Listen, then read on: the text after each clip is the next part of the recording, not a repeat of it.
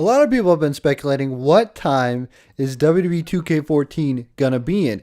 Is it going to be in the current era? Is it going to be in the Attitude Era again? Is it going to be in the Ruthless Aggression era? Are we going to see the 80s? Are we going to see even early WWF Raw era? Honestly, the way I see it, they're going to go one of two ways. Number one, they'll continue with the Attitude Era, because when Attitude Era mode ended in the game on WWE 13, you saw the last thing was Vince says, I now own Nitro. And then from there, they could just go right over into the Invasion. The only problem with that is that WWE doesn't have licensing on some of those guys that were involved with the Invasion. You don't have Jindrak and Palumbo, although they could go out and seek those guys that were around. Mike Awesome, they don't have anymore.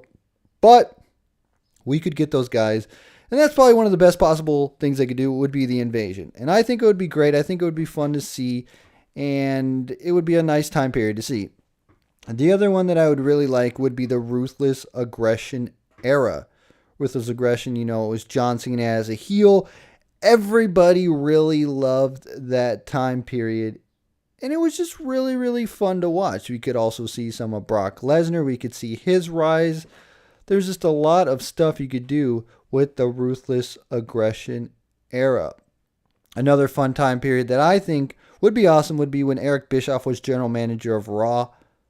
That was really, really great. I think that was right after the Ruthless Aggression era. But it was really great. Eric Bischoff did a good job on Raw. And it was probably one of the most interesting times on Raw. Honestly, anyway, I think Invasion would make the most sense out of this game. I don't think they would go back to the golden era, the 80s of wrestling. They already did that with Legends of Wrestling. They've already gone back there a couple times. So I don't think it would make sense for them to do that. I think plausibly the best time period would be the Invasion, if they're going to continue going right after.